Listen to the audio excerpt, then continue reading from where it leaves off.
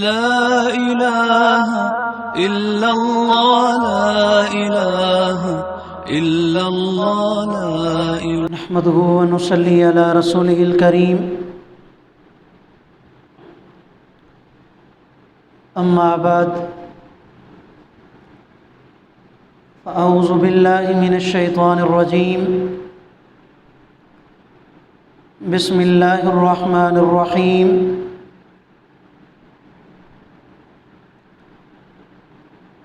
وَإِذَا سَأَلَكَ عِبَادِي أَنِّي فَإِنِّي قَرِيبٌ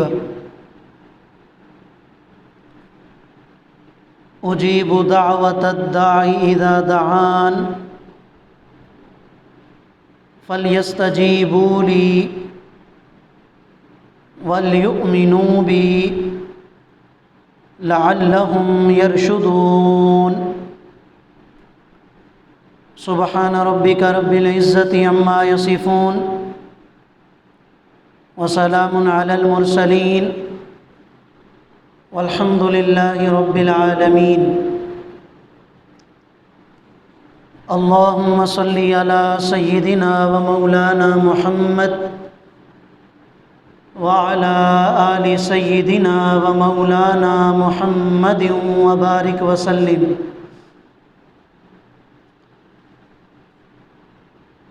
میرے انتہائی واجب الاحترام مسلمان بھائیوں، دوستوں، بزرگوں، سورۃ البقرہ کی آیت نمبر 186 آپ حضرات کے سامنے تلاوت کی ہے. اس آیت کریمہ کو رب العالمین نے رمضان المبارک کی تکمیل کے تذکرے کے بعد ذکر فرمایا ہے، اور اس بات کی طرف اللہ رب العالمین نے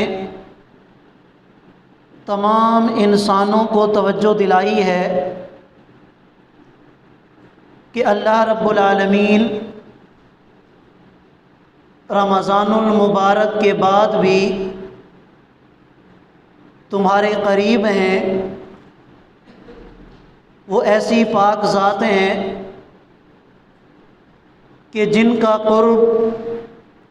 صرف رمضان کے مہینے میں نہیں بلکہ رمضان کے مہینے کے بعد بھی ہر مسلمان کو حاصل ہے. بڑا ہی عجیب انداز ہے اللہ رب العالمین کا کہ سب سے پہلے اللہ رب العالمین نے رمضان جیسے عظیم مہینے کی فضیلت بیان فرمائی ہے، اور اس میں یہ بات ذکر فرمائی کہ رمضان کا مہینہ گنتی کے چند ایام ہیں، اور فرمایا کہ تم میں سے جو بھی رمضان کا مہینہ پا لے تو اسے چاہیے کہ وہ رمضان کے روزے رکھے،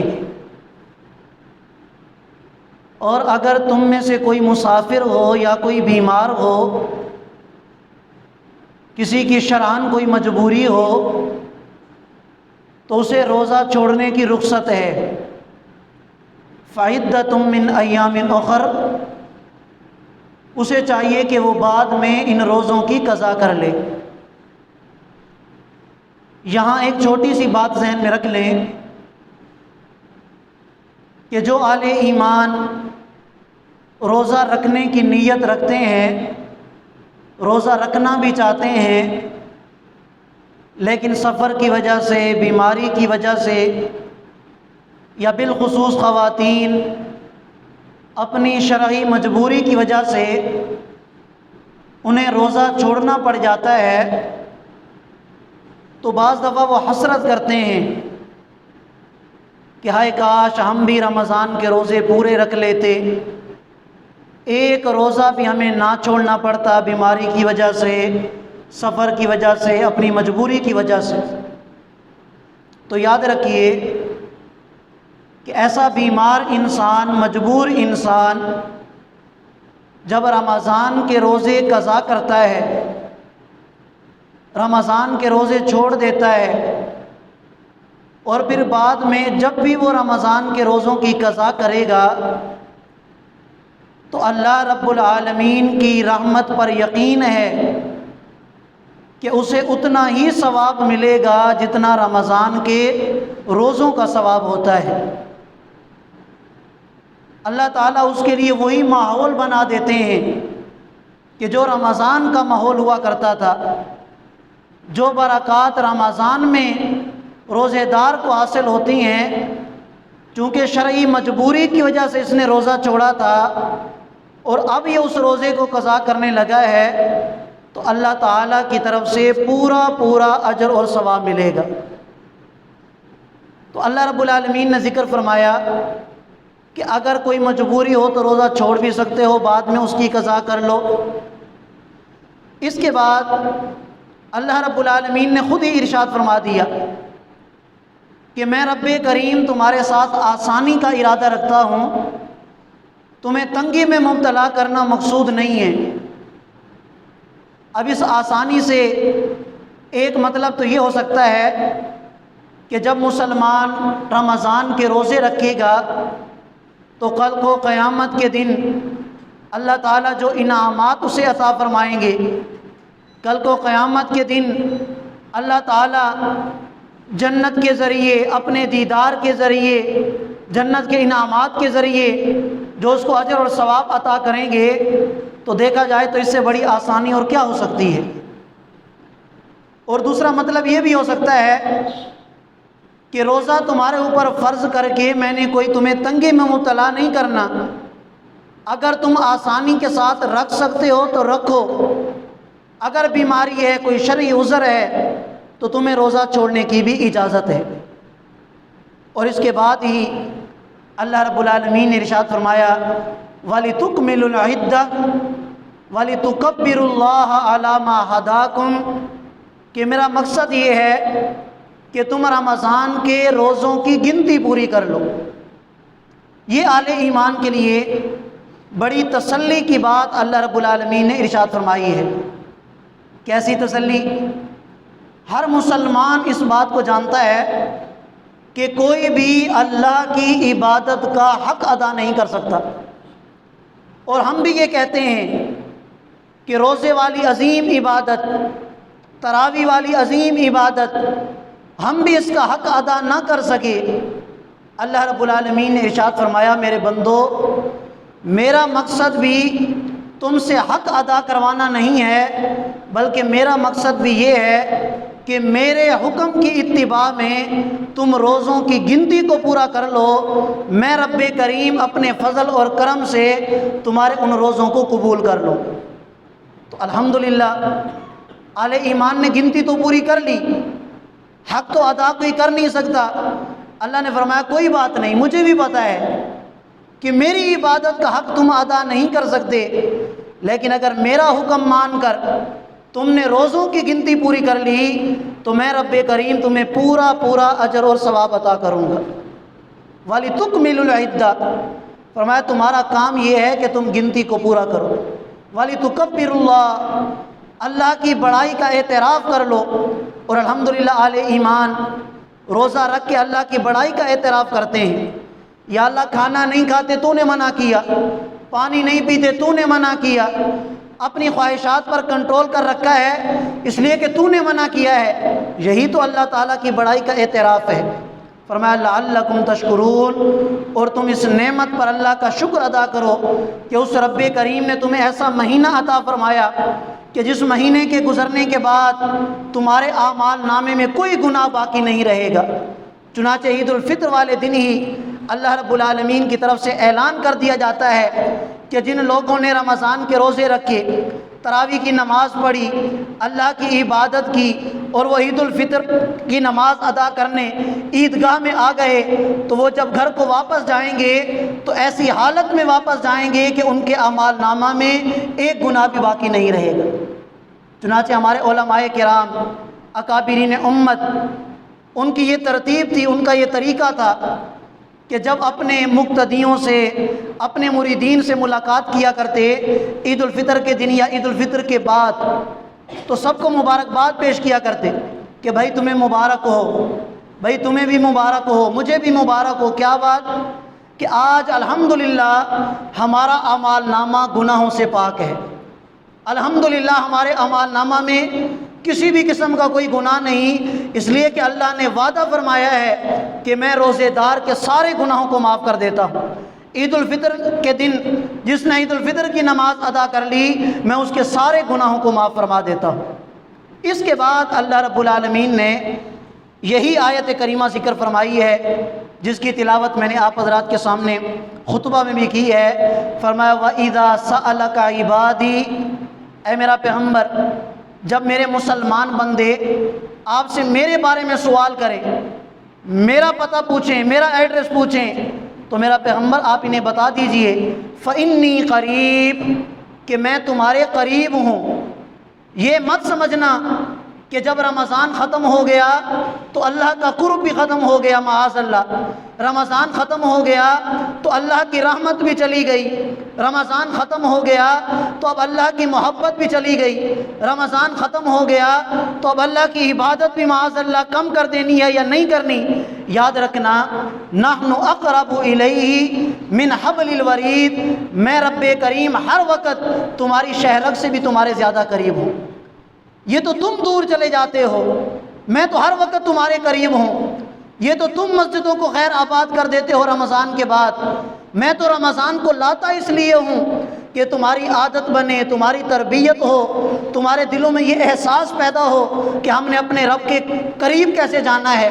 اپنے رب کی محبت کیسے حاصل کرنی ہے۔ یہ تو تمہاری بدبختی ہے کہ جو ہی رمضان ختم ہوتا ہے با جماعت نماز تم چھوڑ دیتے ہو،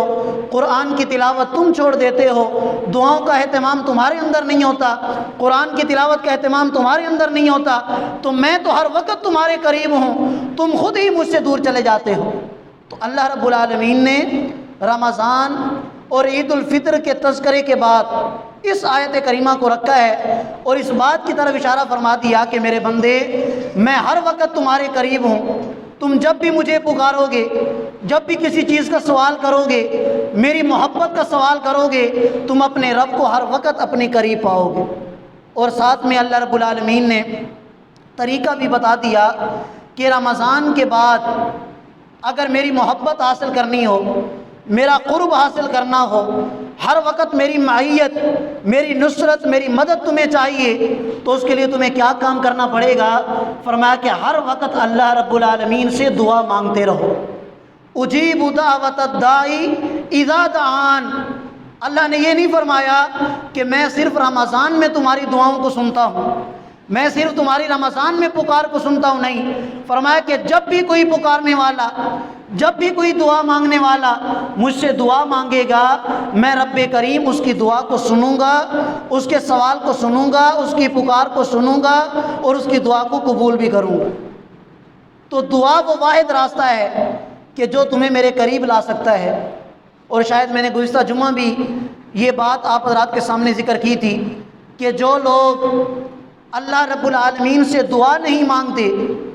دعا سے کتراتے ہیں، جان چھڑاتے ہیں، جیسے ہی نماز پڑھی بھاگ کے چلے گئے، حالانکہ فرض نماز کے بعد دعا قبول ہوتی ہے۔ ٹھیک ہے آپ امام کے ساتھ اجتماعی دعا نہ مانگیں، ان کے ساتھ شریک نہ ہوں، لیکن فرض نماز کے بعد دعا قبول ہوتی ہے۔ آپ لمبی دعا مانگیں، اللہ تعالیٰ سے مانگیں، اللہ تعالیٰ سے سوال کریں۔ اللہ رب العالمین فرماتے ہیں کہ دعا مانگنے والا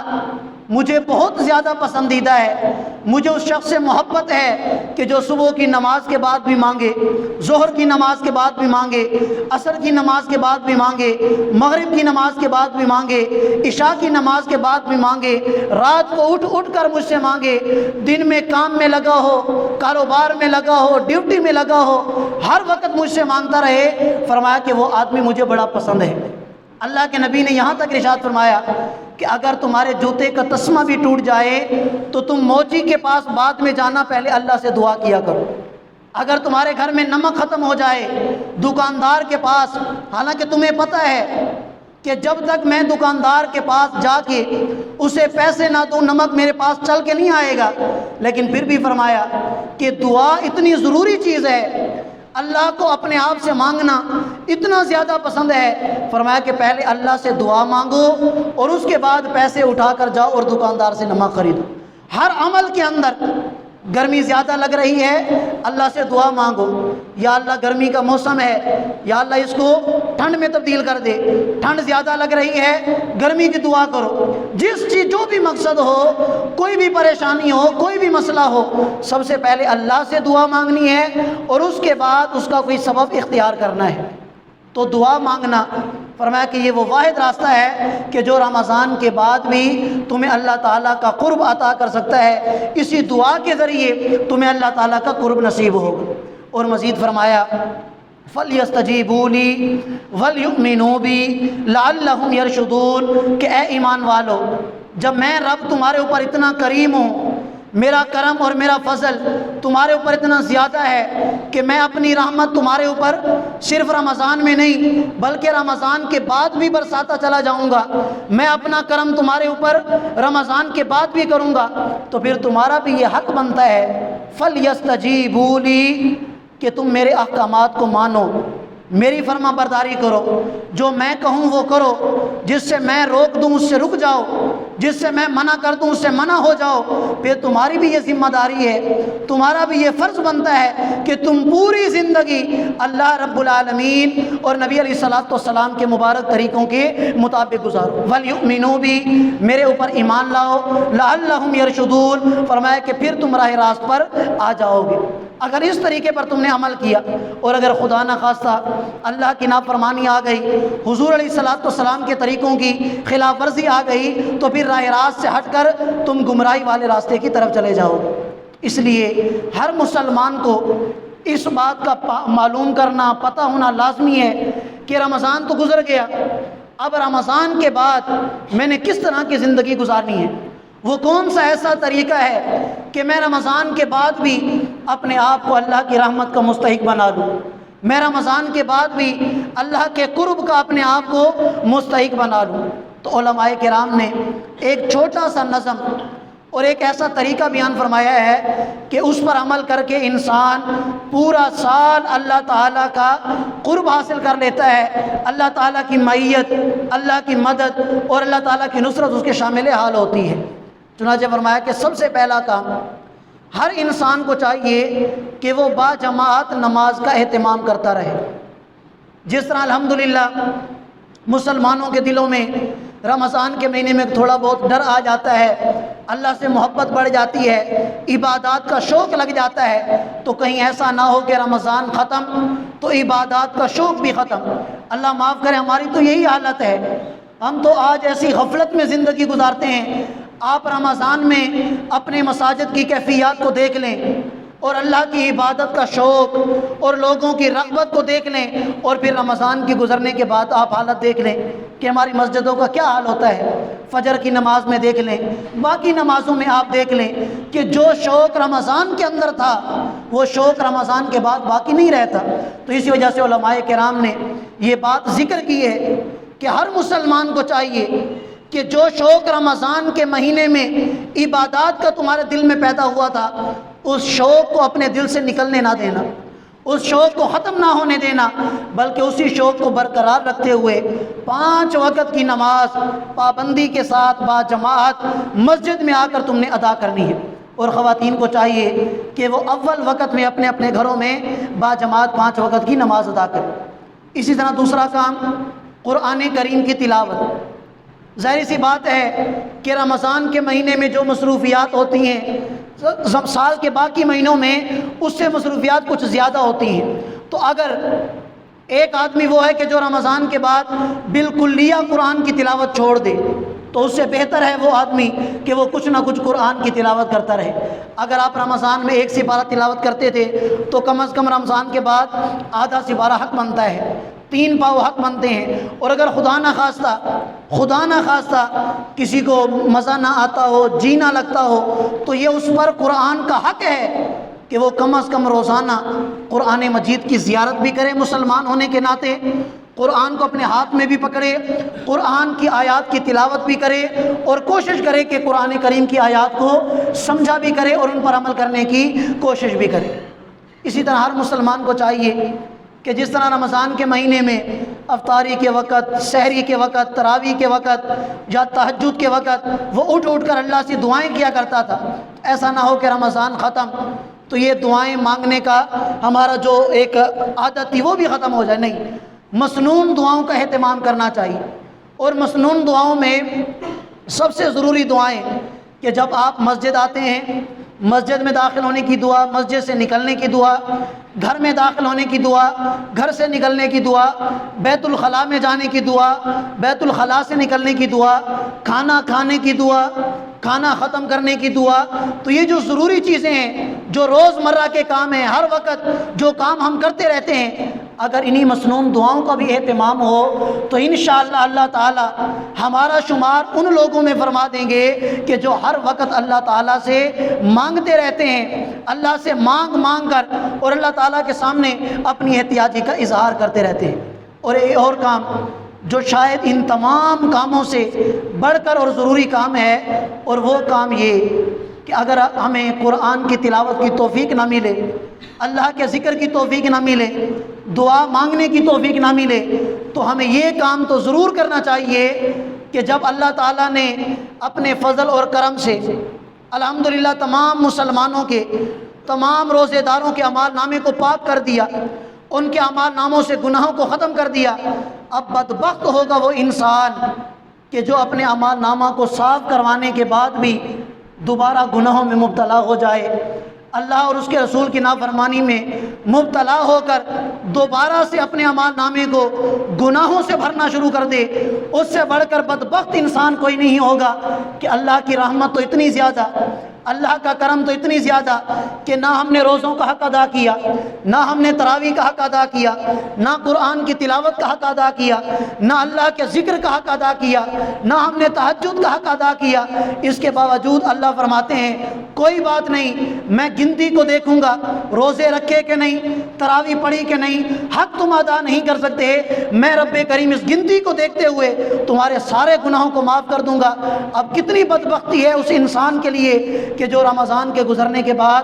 دوبارہ سے اپنے اعمال نامے کو اللہ کی نافرمانی سے بھرنا شروع کر دے، اللہ کے نبی کی نافرمانی سے بھرنا شروع کر دے۔ تو اس بات پر ہر مسلمان توجہ کے ساتھ کہ انشاءاللہ اب دیکھ کر، سوچ کر قدم جب رکھوں گا تو سوچوں گا کہ کہیں میرا قدم نافرمانی کی طرف تو نہیں جا رہا، کاروبار کروں گا تو سوچ کر کہ کہیں میں ناجائز تو نہیں کما رہا، حرام کی طرف تو نہیں جا رہا، جب رمضان میں اللہ نے سب کچھ معاف کر دیا تو کہیں ایسا تو نہیں کہ میرے اعمال نامے میں دوبارہ گناہ آنا شروع ہو گئے۔ اور اگر خدا نہ خواستہ بشریت کے تقاضے کے تحت اگر کسی سے کوئی غلطی ہو جاتی ہے، گناہ ہو جاتا ہے، تو فوراً اسی وقت اللہ کی بارگاہ میں توبہ کر کہ یا اللہ تو نے اپنی رحمت سے میرے اعمال نامے کو صاف کیا تھا، پھر مجھ سے گناہ ہو گیا ہے، یا اللہ میں توبہ کرتا ہوں۔ اللہ کی رحمت پر یقین ہے، اسی وقت اللہ تعالیٰ اس کے گناہ کو معاف فرما دیں گے۔ لیکن اس کا یہ مطلب ہرگز نہیں کہ جان بوجھ کر بندہ گناہ بھی کرتا رہے اور یہ سوچے کہ پھر توبہ کر لوں گا، پھر جان بوجھ کر گناہ کر لیا پھر کہ توبہ کر لوں گا، نہیں، اسے ہٹ درمی کہا جاتا ہے، اور ہٹ درم انسان، ضدی انسان اللہ تعالیٰ کو بالکل پسند نہیں ہے۔ تو اس لیے ہر مسلمان با جماعت نماز کا اہتمام کرے، قرآن کی تلاوت کا اہتمام کرے، دعاؤں کا اہتمام کرے، اور اپنے آپ کو ہر قسم کے چھوٹے بڑے گناہ سے بچانے کا اہتمام کرے۔ اللہ رب العالمین کی بارگاہ میں دعا گو ہوں کہ اللہ تعالیٰ مجھے بھی اور آپ سب کو ان باتوں پر عمل کرنے کی توفیق عطا فرما دیں۔ وآخر دعوانا ان الحمد للہ رب العالمین۔ جزاکم اللہ۔